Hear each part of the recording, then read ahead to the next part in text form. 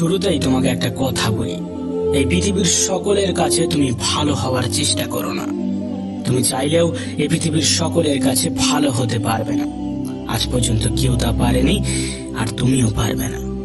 যদি সৎ হতে হয়, যদি ভালো হতেই হয়, তাহলে নিজের কাছে হও, নিজের পিতামাতার কাছে হও। কিছু কিছু জিনিস, কিছু কিছু আদর্শ মেনে চলা উচিত।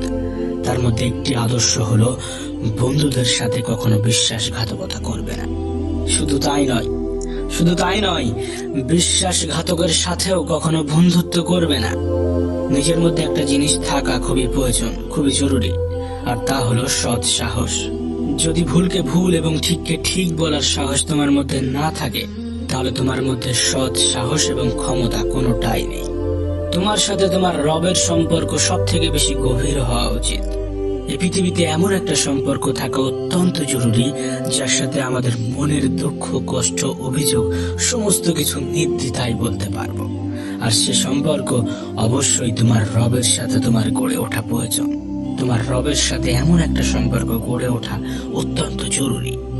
মনে রেখো, এই পৃথিবীতে সব থেকে বেশি দ্রুত কাজ করে মানুষের প্রার্থনা।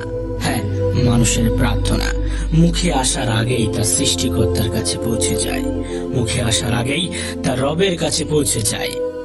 কখন বুঝবে, কিভাবে বুঝবে যে তুমি ঠিক রাস্তায় আছো নাকি ভুল রাস্তায় আছো? মনে রেখো, যখন মানুষ তোমাকে নকল করতে শুরু করবে, তখন বুঝে নিও তুমি জীবনের সফলতার দিকে এগোচ্ছ। তুমি সঠিক রাস্তায় আছো, তুমি ঠিক রাস্তায় আছো। এই পৃথিবীতে তুমি যতই ভালো হও না কেন, কারণ না কারোর গল্পের খারাপ চরিত্র তো তুমি হবেই হবে। এটা বাস্তবতা, এটা সত্য কথা। জীবন এবং মৃত্যুর মধ্যে একটা বৃহৎ পার্থক্য আছে। যার কোনো গ্যারান্টি নেই, তার নামই হলো জীবন, আর যার ফুল গ্যারান্টি আছে, তার নামই হলো মৃত্যু। মনে রেখো, তুমি যদি সুখে থাকতে চাও, তুমি যদি আনন্দে থাকতে চাও, তাহলে অন্যের উপর নির্ভরশীলতা ছেড়ে দাও। তার কারণ অন্যের উপর নির্ভরশীল মানুষগুলো কখনোই আনন্দে থাকতে পারে না। এই জন্য এমন ভাবে নিজেকে তৈরি করো, যাতে তোমার ইচ্ছা এবং প্রয়োজনগুলো তুমি নিজেই পূরণ করতে পারো। এই পৃথিবীতে আমাদের জীবনের বিফলতার সব থেকে বড় কারণ হয়ে দাঁড়ায় আমাদের চিন্তা ভাবনা। আমরা মনে করি কাল থেকে শুরু করব, আজ নয় কাল থেকে স্টার্ট করব। মানুষের জীবনকে শেষ করে দেওয়ার জন্য এটাই যথেষ্ট। প্রিয় ভাই আমার, যদি তুমি সফল হতে চাও, তাহলে কাল নয়, আজ থেকে শুরু করতে হবে, এখন থেকে শুরু করতে হবে। আজ থেকে শুরু করব, এখন থেকে শুরু করব, এটা একজন সফল ব্যক্তির লক্ষণ। আর তুমি যদি সফলতা পেতে চাও, এ লক্ষণ তোমার মধ্যে ফুটিয়ে তুলতে হবে, এ লক্ষণ তোমার মধ্যে জাগিয়ে রাখতে হবে।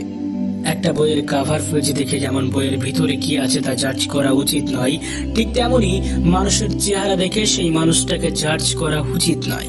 তার কারণ মনে রেখো, চেহারার তুলনায় বড় মুখোশ পৃথিবীতে আর কিছু নেই। মনে রেখো, নিজেকে সুখে রাখার দায়িত্বটা নিজেকেই নিতে হবে। হ্যাঁ, সবার থেকে পরামর্শ নিও, কিন্তু সেটাই করো যেটা তোমার মন তোমাকে নির্দেশ দেয়, সেটাই করো যেটা তোমার মন তোমাকে পরামর্শ দেয়। এই পৃথিবীতে সফল ব্যক্তিরা কখনো ভাগ্যের উপর নির্ভর করেনি। তাই তুমি যদি সফল হতে চাও, তাহলে ভাগ্যের উপর নয়, পরিশ্রমের উপর নির্ভর করতে শুরু করো। সেদিন দূরে নয় যেদিন তুমি সফলতার স্বাদ গ্রহণ করবে। শোনো প্রিয় ভাই আমার, যদি তুমি সত্যিটাকে সত্যি এবং মিথ্যাটাকে মিথ্যা বলার সাহস রাখো, তাহলে তোমার বন্ধুর সংখ্যা একটু কম এবং শত্রুর সংখ্যা একটু বেশি হবে। এটাই স্বাভাবিক, এটাই বাস্তব, এটাই সত্য। মনে রেখো, কাউকে না চিনে তাকে বিশ্বাস করা এবং পরিশ্রম ছাড়া কোনো কিছুর আশা করা, উভয় ক্ষেত্রেই বিশ্বাস ভাঙার সম্ভাবনা প্রবল। তোমাকে আগেও বলেছি, এখনো বলছি, সকলের মন জয় করতে চেও না। অপরকে ইমপ্রেস করার কোনো প্রয়োজন নেই, বরং নিজেকে নিজে ইমপ্রুভমেন্ট করতে থাকো। মানুষ নিজে থেকেই ইমপ্রেস হয়ে যাবে। না, সময়টা এখনো ফুরিয়ে যায়নি, এখনো সময় আছে। আর এই সময়টা তোমার। তুমি চাইলে সময়টাকে সোনার মতো মূল্যবান বানাতে পারো, আবার তুমি চাইলে সম্পূর্ণ সময়টা ঘুমিয়ে কাটিয়ে দিতে পারো। এটা তোমার উপর নির্ভর করছে তুমি তোমার সময়কে কোথায় ইনভেস্ট করবে। অবশ্যই সময় তোমারও মূল্য দেবে, যদি তুমি তার সঠিক ব্যবহার করো। কিছু কিছু অভ্যাস নিজের মধ্যে তৈরি করতে হবে, যেমন কোনো খারাপ কাজ করার চিন্তা হলে সেটা পরের জন্য পিছিয়ে দিতে হবে।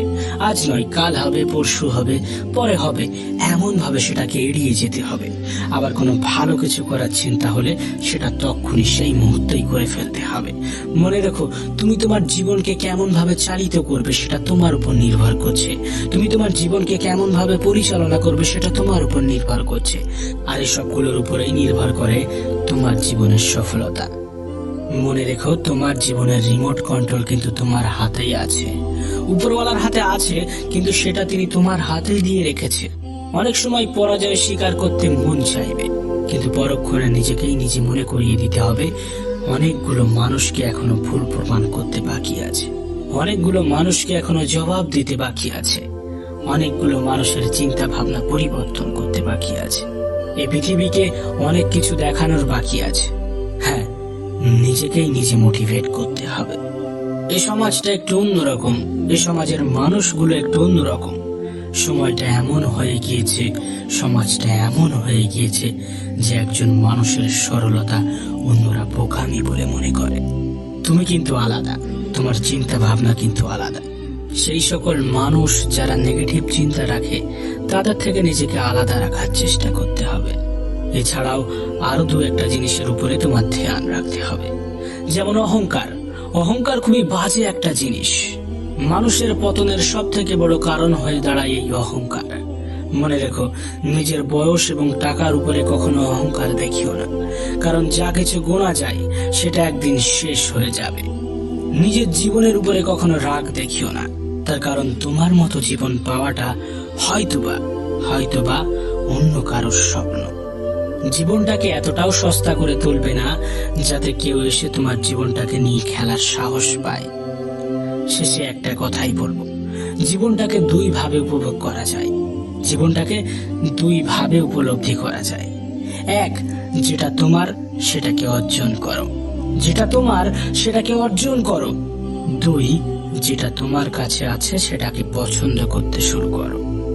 এবং সর্বোপরি নিজের প্রতি বিশ্বাস রাখো। বিশ্বাস রাখো নিজের উপর, নিজের রবের